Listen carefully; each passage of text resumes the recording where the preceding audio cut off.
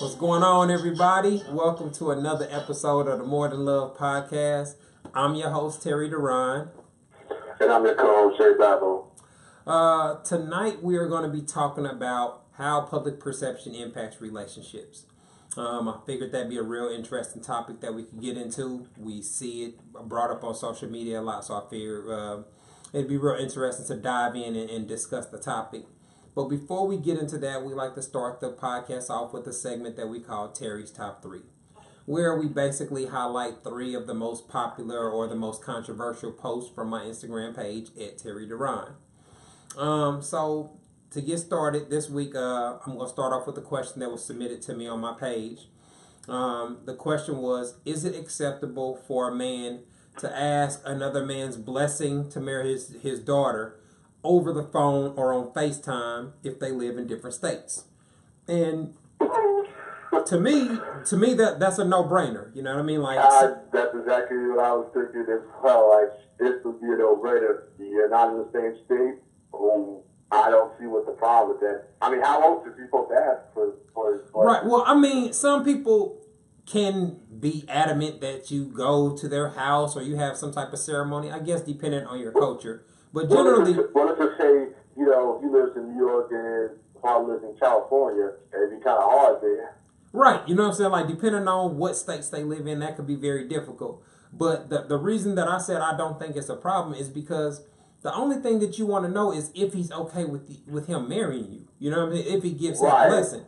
So that can be done in any format. I mean, and the way that I explained it on my page, if you can handle business over the phone, you can close $1 million deals or whatever the case may be, then you can certainly give somebody's approval to get married over the phone. You know what I mean? I can't think of any reason why that would be a deal breaker or something that was that's an absolute no, unless there's some excruciating circumstances. You know what I'm saying? Like culturally, something to that effect. You know what I mean? Like, I can't see the average person just making a big deal out of somebody. Because to be honest, that's not something that's really common these days anyway. You know what I'm saying? Most people propose, she say yeah, and then you let the family know, hey, I'm marrying JT or whatever the case may be. Like, it's rare that you're going to get a guy that's going to come to a man and be like, look, man, I love your daughter. I'm thinking about popping a question or whatnot. So I don't think you can really have a problem with it regardless if a man's showing that much respect and deference to you to come to you and ask you to marry his daughter. You know what I mean? Like, so I don't see how, some people take things that are not really a big deal and make it a deal breaker or something that's a point of contention. But something that simple, I don't see any reason whatsoever why a person would have a problem with it. I don't see that as a problem. I mean, listen, if that's an issue, then maybe you should reconsider getting married if that's an issue to somebody.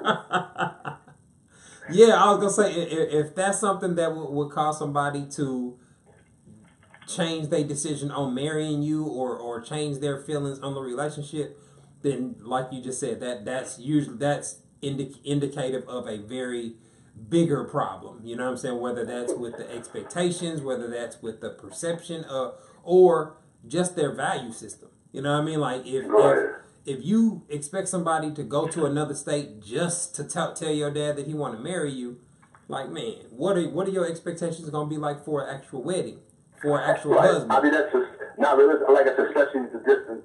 I just explained earlier. Just an example. You're in New York, he's in California. You're in New York, he's in Florida, or something. Right, where it can be very expensive to do. You know what I mean? Like, that's not always a cost-effective option. Let's see. So let's move on to the next post. Now, this is a post that I put up that it said 4 reasons why he never refers to what y'all do as just sex. So number 1, y'all have spent countless hours communicating in person, through text, and on the phone.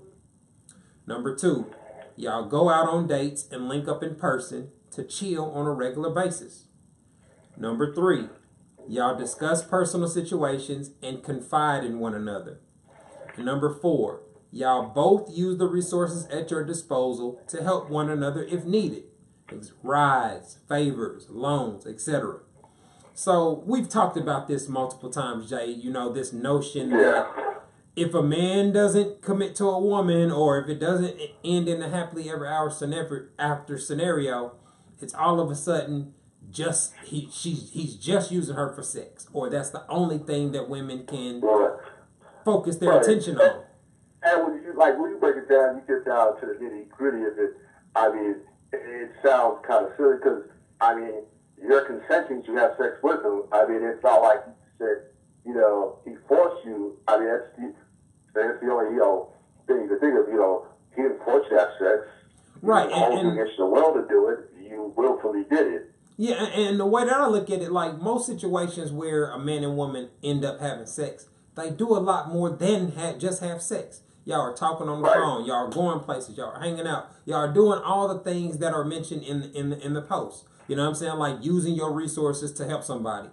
He's going through something. Your sister, you know what I'm saying? Like whatever the case may be. Whether it be you using a hookup, you using a favor, you using some bonus points or some travel points, a buddy pass. Like you do those type of things for people that you are romantically involved with. And just because you know, like you can't ignore all those things just because the situation doesn't work out or doesn't end up how you wanted it to end up. So usually when women come with this just sex kind of narrative, to me it appears to be portraying themselves as a victim. You know what I mean? Like, right. And I think, like I said, women should say so just because it didn't go the way they wanted it to go. Right. You know what I mean? And to me, that shows how unbiased they have towards the whole situation, because they don't view anything as a mutual exchange, right? There is portraying this. Oh, you just only wanted to be involved with me for sex. Where it's like, well, damn, what happened with all the advice he gave you? What about all the conversations y'all had? And, you know, and all that seems to go out the window because she didn't get. You know, just think of a lot of times. Okay, you could do a million and one things right. The one thing you do wrong, people are willing to touch on that. You know, just people in general. You know, you can do everything for them, but the one time you might come up short for them, they tend to focus on that. Yeah, you know what I mean. And that's it's one of it's just you know, it's a classic case of that where you know, and a lot of people in your life are going to come up short for you at one point or another, family, friends, or whoever. But like I said, when somebody's there romantically involved with, at one time they might come up short. They tend to hold that one thing against them. Everything else seems to just go by the wayside here. Yeah, I never try to take that perspective on it. You know what I mean? Like, because in any dating situation, the purpose is to figure out if y'all are compatible long term. So just because that turns out not to be the case, don't mean that you could have learned something from that person. You know what I'm saying? Like you get different experiences. You learn that y'all were not compatible. You know what I'm saying? Like you can learn about yourself through a failed relationship. So I don't like when people just take a narrow perspective on it like that. You know what I mean? Right. And like I said, like you said, it could be used toward a lot of positives can come from it. Like I said, there's a lot of issues. But like I said, you know, it just seems to go on the wayside there. Because, you know, I think, you know, a lot of times they're thinking it from a emotional perspective rather than you know, the way you explain it is a more pragmatic perspective. Yeah, I agree.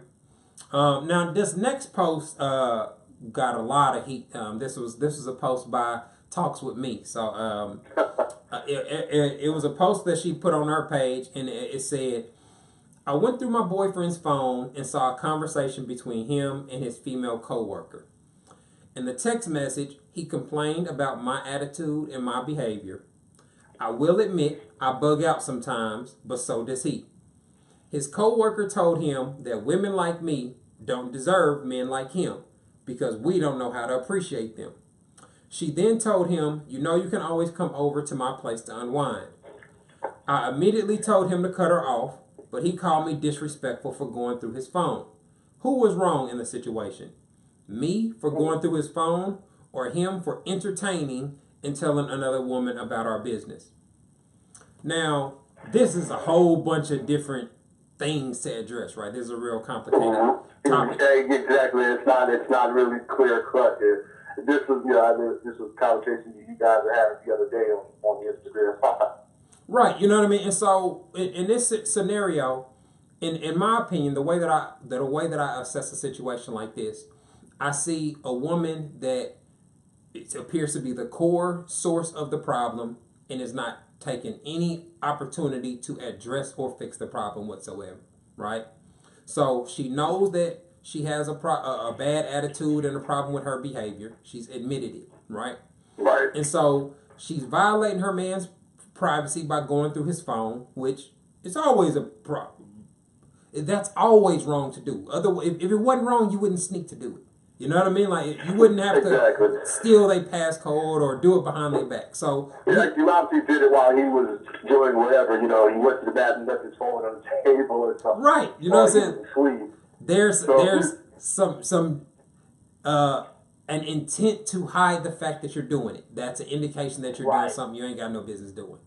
All right, but then you see a conversation where your man is venting about your attitude and your behavior, and you don't do anything about it. You instantly start making assumptions, right? Now, let's just be honest. It is a lot of cheating scenarios start like this, where a person is unhappy in their relationship. They're frustrated. They not getting their needs met. They confide in somebody else, and that can potentially spark a romantic relationship. But that does not mean that's guaranteed to happen. When she's in the wrong, she admitted that she acknowledged what she did wrong. And she can be bugging out. Now she did say he bugs out too. But now I don't know what him bugging out. I mean, that could be subjective. I don't know. I was just about to say that. I was just about to say, calling a woman out on her behavior, not doing what a woman wants you to do, can get labeled as all type of negative words. It can get called disrespectful, fuckboy behavior. So just because a woman say you bugged out, don't mean you literally bugged out. You could have really just called her out on some shit. Right. But now let's just give her the benefit of the doubt. Let's just say maybe he does bug out. Said there still has to be some way, some solution to it, some kind of end game to it. Well, you know what? Vetting out to his coworker. Well, if he bugs out too, and she's having problems with his behavior, it would not be a problem if she was seeking advice from somebody else on how to deal with his behavior either. Right. So a lot of women seem to have a problem with that. They made the assumption that it automatically means he's gonna fuck the woman, right? This could be a woman he's not attracted to. This could be a woman that's not attracted to him. This could be a woman that's in a happy relationship. There could be multiple scenarios that do not involve them getting romantically involved. It is very common for people to discuss their business with their coworkers. Like, that's not the end of the world. And so at the end, the question that she posed, am I wrong? He didn't even act on anything yet. She just gave the invite. Now, when I said it, I don't believe he acted on it yet. Right, but see, the question that she asked at the end was I wrong for going through his phone, something that is factual, actual proof, or him for entertaining another woman? That's a subjective. Entertaining, usually from somebody in a committed relationship, means flirting or doing something that indicates you're trying to get involved with that person, right? Right. We don't have any proof of that. You reading some messages where he's venting or expressing himself about your behavior is not the same thing as entertaining or trying to holler at another woman, right? So this whole scenario gets turned into okay, yeah, I'm wrong for going through your phone, but you was cheating type shit. You know what I'm saying? And that's so unlike. That's not an accurate depiction of the scenario based off what I read or the scenario that was presented. It's more speculation there because she went through the phone and showed that he vented to about 2 + 2 = 11 and a half. You know what I'm saying? Like, they instantly they get one piece of information. Oh, I went through his phone and saw he was texting another woman. Oh, he complained about me. oh, the woman told him it's okay for him to come over, that automatically means they fucking and she want to be with him. And like, no, let's stop the assumption train. You know what I'm saying? And Right. like women seem to get ramped up whenever a scenario like this where there is a scenario that can lead to cheating or commonly leads to cheating. Like they automatically assume that that's going to be the outcome when that's totally Right. But, however, it's, she doesn't look to at least rectify the problem here. He probably will at some point. right. You know what I mean? And we talk about that all the time. You know what I mean? Like when you have relationship killing behavior, it usually leads to cheating or a breakup over time. Right. You know what I mean? Like, so it can make a man that was in love with you fall out of love. It can make somebody that wanted to have kids with you no longer want to have kids. And it can make somebody that wanted to spend the rest of their life with you not want to fuck with you no more. And so, to me, if you see that your partner is venting to somebody about your behavior, your attitude, that is a prime opportunity for you to resolve or fix the problem. Instead of ignoring it and try to make what they did, you know what I'm saying, like trying to reverse the scenario. It's honestly just making the problem worse. If you're adding fuel to the fire there by, mind you, you snuck to look at his phone because you did it probably, like you said, he probably could have been asleep or something when he wasn't around. So you did that. Plus, you already have the problems you already have. So yeah, I mean, you may as well try to find a way to, like I said, you may as well try to find a way to rectify that problem before it gets worse than what it already is. And yeah, I mean, and it just shows you like a lot of the women in the comments, none of them were really addressing the woman directly for her behavior. You know, they were focused on the assumptions that this man is gonna sleep with this woman, and that's the center of their thought process. Even from the live chat, with reading the comments there, you still more or less the same thing. They say, oh well, he shouldn't be going to his coworker for advice, right? Whatever, blah blah blah blah blah. As if that's not common. People go to their coworkers all the time about personal advice, personal situations. Right. You know what I mean? Like so to act like it's a problem for a man to do it, especially if there's no wrongdoing. If she had caught him trying to cheat on her or some sexual innuendo or something, then it would be totally different. But absent of that, you can't just automatically add that to the fact. You know what I'm saying? Like it's like if we applied that same behavior to law, don't we call those dirty cops when they add evidence to a scene? When they plant a murder weapon? When they see a situation and they add to it to make it fit with the narrative that they want it to fit, that's a problem when the police do it. It's a problem in anywhere else. If somebody plants evidence or changes the facts of a scenario to make a situation appear a certain way, that's problematic in every other scenario, except when a woman does it to make a man a cheater, or to accuse a man of cheating. Like, come on, man, we gotta do better than that.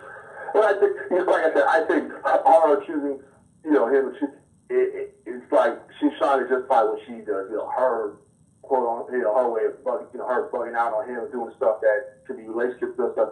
Now she's using that to kind of switch the paradigm here. Exactly.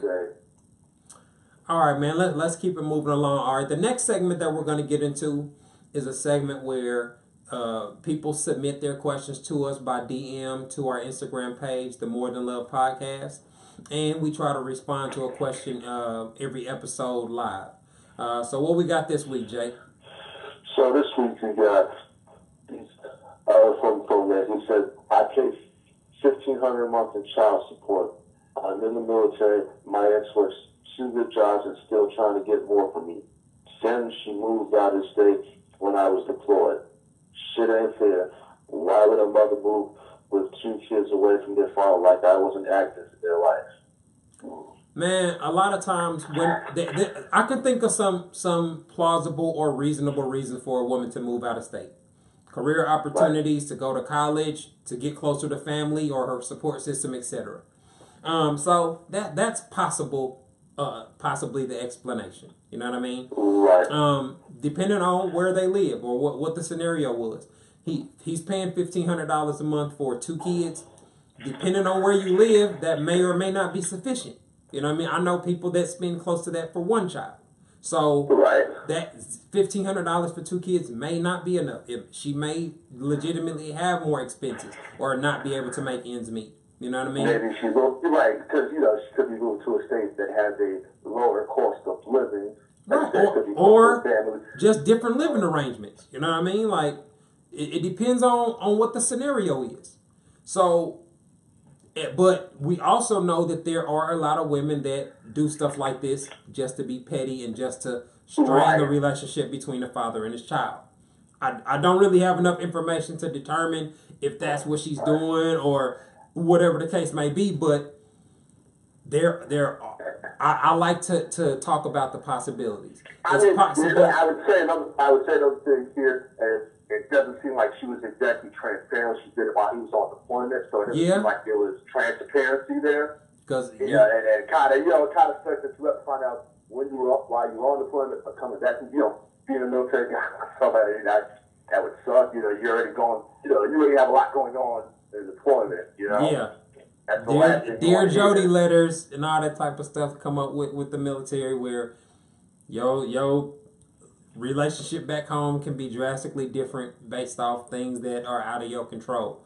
But as far as this guy, like you said, it doesn't sound like she discussed it with him or did anything that you would expect from a reasonable person that's co-parenting, that's thinking about moving your children to another state.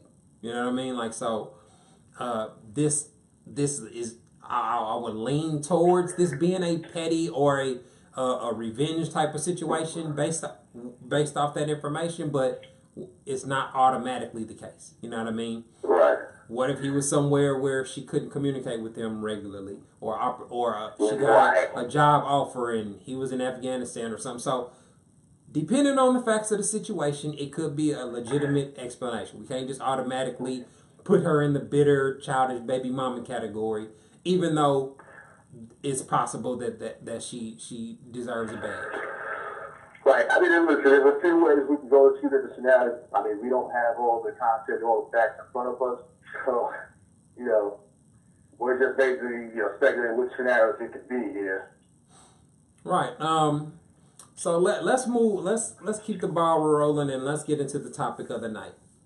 So tonight we are talking about seeing is believing, and the idea that public perception plays such a major role in dating and relationships today.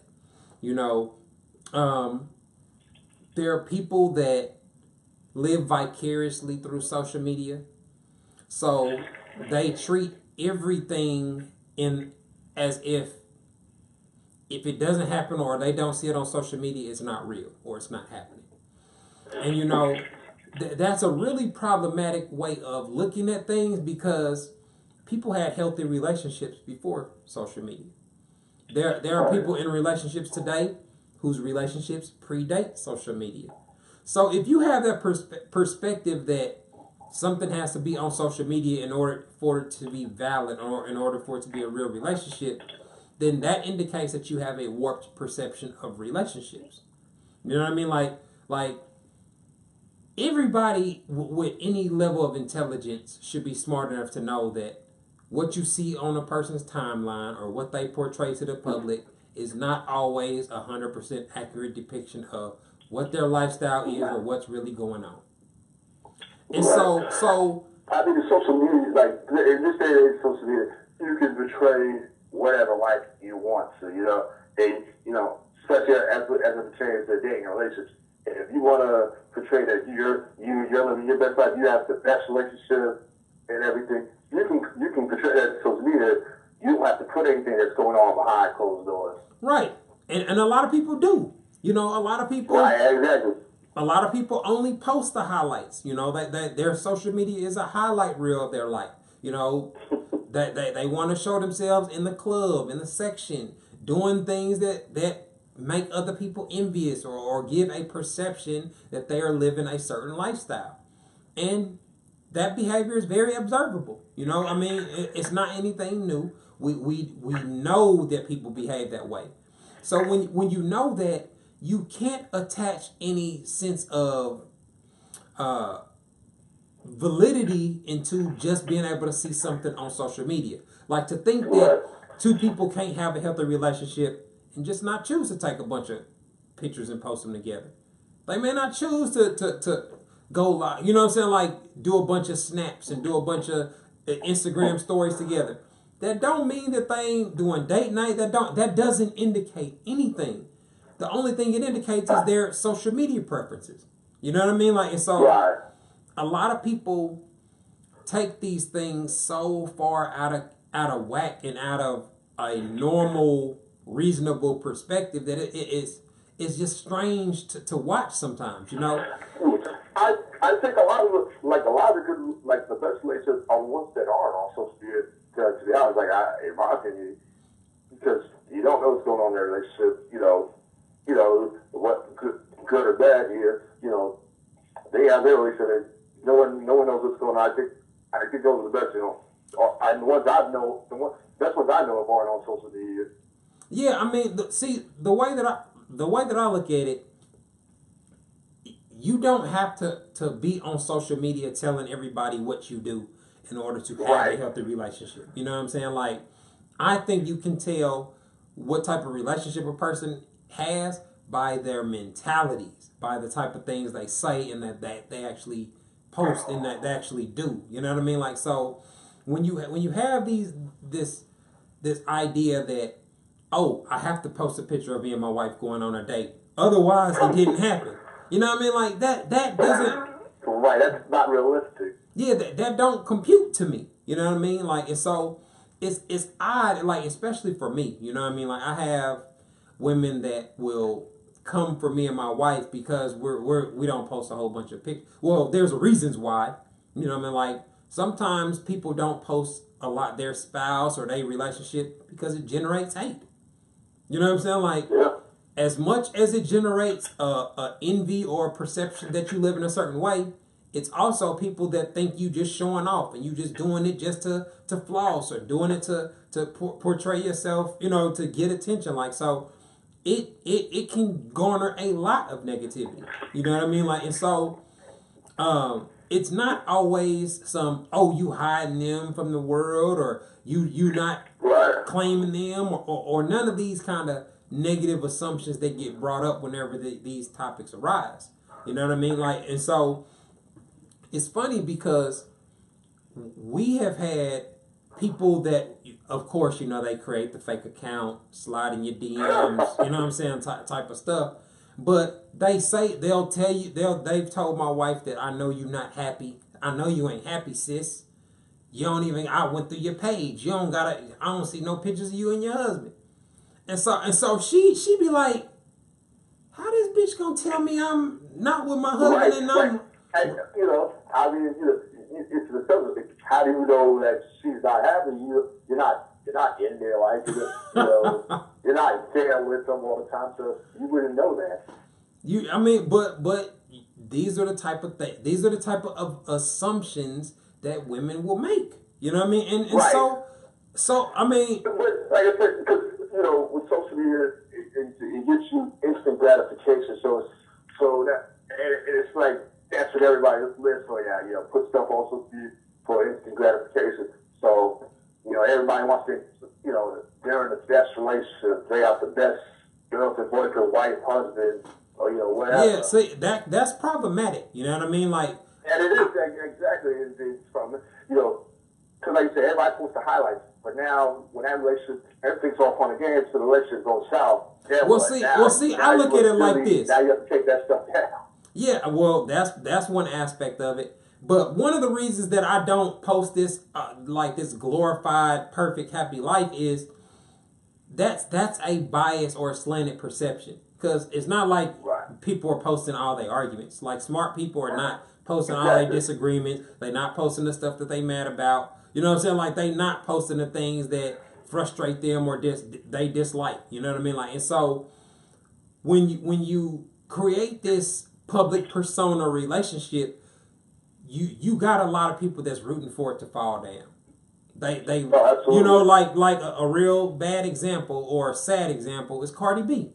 You know what I mean? Like, even though I don't feel like she's portrayed a relationship to be perfect, but there was a video that went viral of her, you know, he ain't going nowhere with this mouth and this good pussy and this, you know what I'm saying, like this kind of braggadocious type of stuff. And so now people just can't wait to pull it up. Oh, thought he wasn't going nowhere. I thought he wasn't going, like, and so it's like you set yourself up for failure and ridicule by putting your relationship that much on social media. You know, especially when you're a celebrity or somebody with a significant following. You know what I mean? Like most of the people that I know that have significant followings, most of them are very private. The only person that I really know that's like really, really open about their relationship and it seems to be thriving is a lady by the name of Super Scent. She owns a makeup company and she does a lot of other stuff in New Orleans. But her and her husband or her fiance, they're not married yet, but they detailed their progress, their relationship, their pregnancy or whatnot. And so she's been living in a celebrity like kind of lifestyle for several years now. But outside of that, I don't know very many people that allow the public to be in their relationship and it not have any noticeable negative impact. Think of Jay-Z and Beyonce. Like, how many pictures do you see of them like together like that or about their relationship? They've got better. They got better. They used to be super, super private.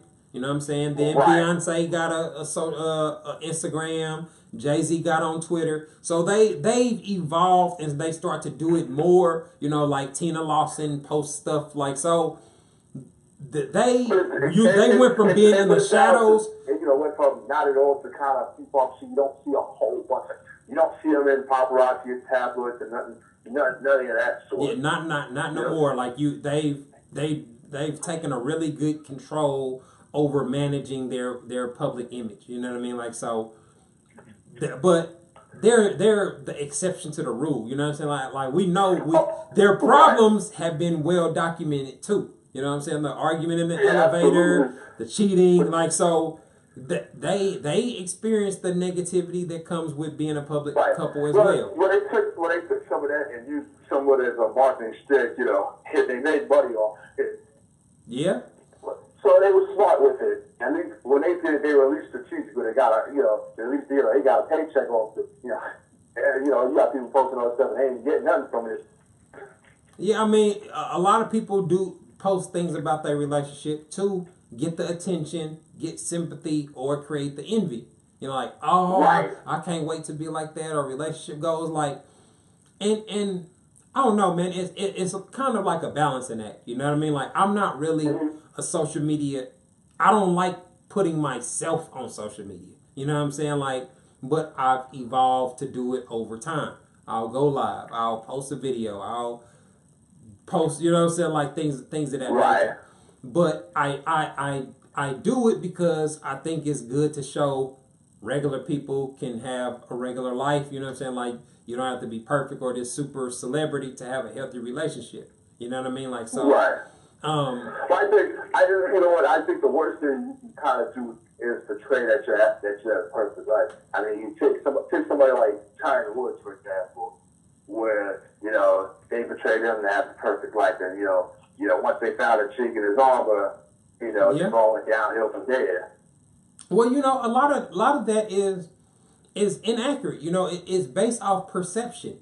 So and feeling. So in my case, a lot of women get in their feelings over my content, which causes them to have negative feelings towards me. So anything about me, they just view negative. They want me to be ugly. They want me to be broke. They want me to be unhappy. They want my wife to be ugly. They want, like, they just want everything to be negative or bad. And it's like, damn, you're going to be real disappointed. You know what I'm saying? Like, because I'm not portraying nothing fake about my life. The shit I talk about is real. You don't portray yourself to be the perfect person, the perfect person, none of that either. But I do represent a man that got his shit together. You know what I'm saying? Like, 6 figures, educated, stable lifestyle, priorities in order, no illegitimate kids, like reasonable, rational, like articulate, like those are all things that most women are going to sign up for. You know what I mean? Like, I'm not about, and so it's like, well, that to me, that shows that those. But it's like you said, when you were talking talking Me? to me the other day on Instagram, one said, "Oh, you seem direct, cut and dry," and the way he said it like it was such a bad thing. Like you just straight to the point, cut and dry with it. I mean, how do you want to? Some people, it's like they want you to just kind of, I guess, patronize them when you're saying stuff. Man, I don't know, man. It's impossible to please everybody, so you have to manage it a certain type of way.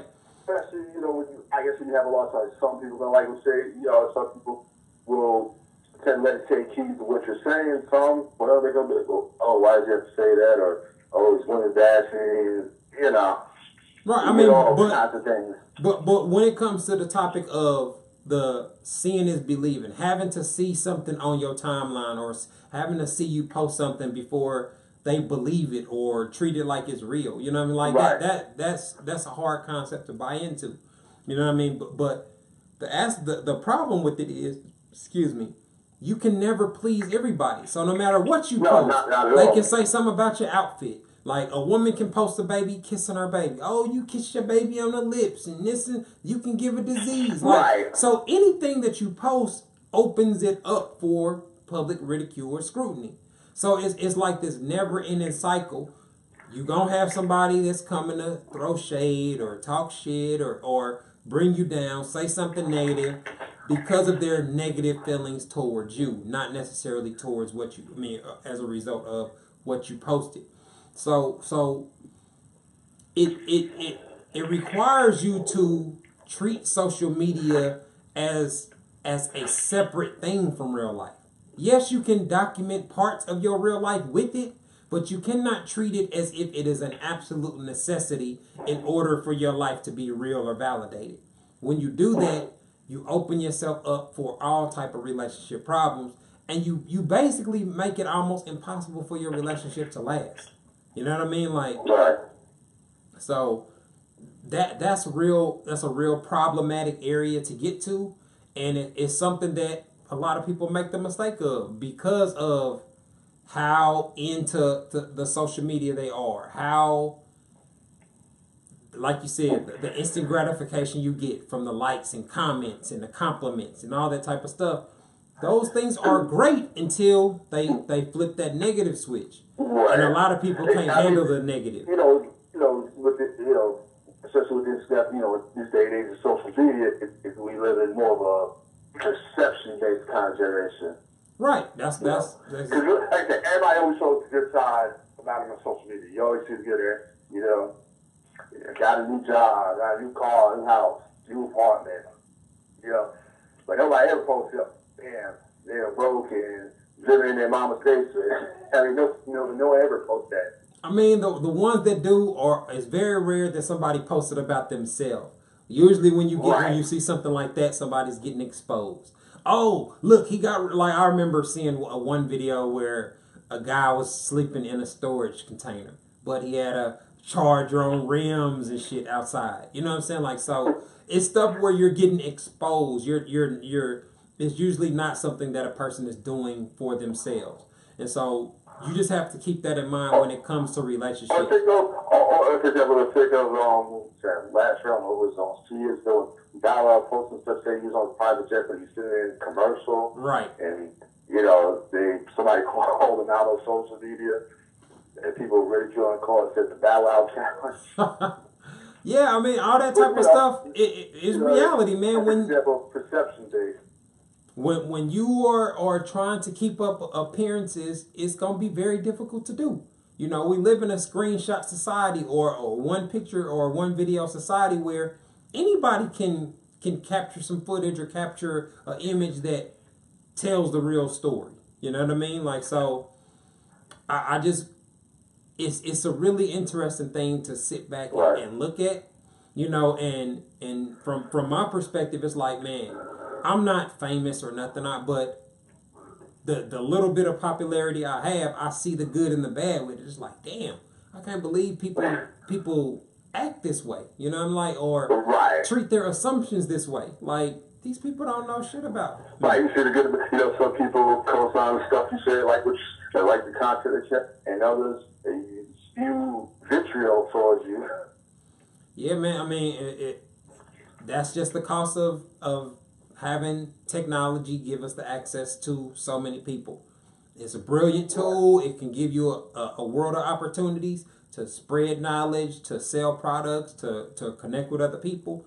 But it also gives a lot of people the avenue to be very negative and to project their insecurities, their feelings, or their shortcomings on other people. All right, man. It looks like they say, everything that glitters is gold, and perception is hardly a reality. Very, very true, man. Looks like we up against the clock. This has been another episode, man. This has been a real interesting topic. Those of y'all that are watching, make sure you tell your friends about the episode, man, the podcast, so they can subscribe. Follow us on Instagram at the More Than Love Podcast, and submit your questions. They can possibly get added on in the Tell 'em Terry segment. All right, so Jay, man, appreciate you. Another good episode. Yeah, we'll be doing some more episodes in the future, and we'll keep it moving. Thanks for everybody for tuning in. Y'all have a good night.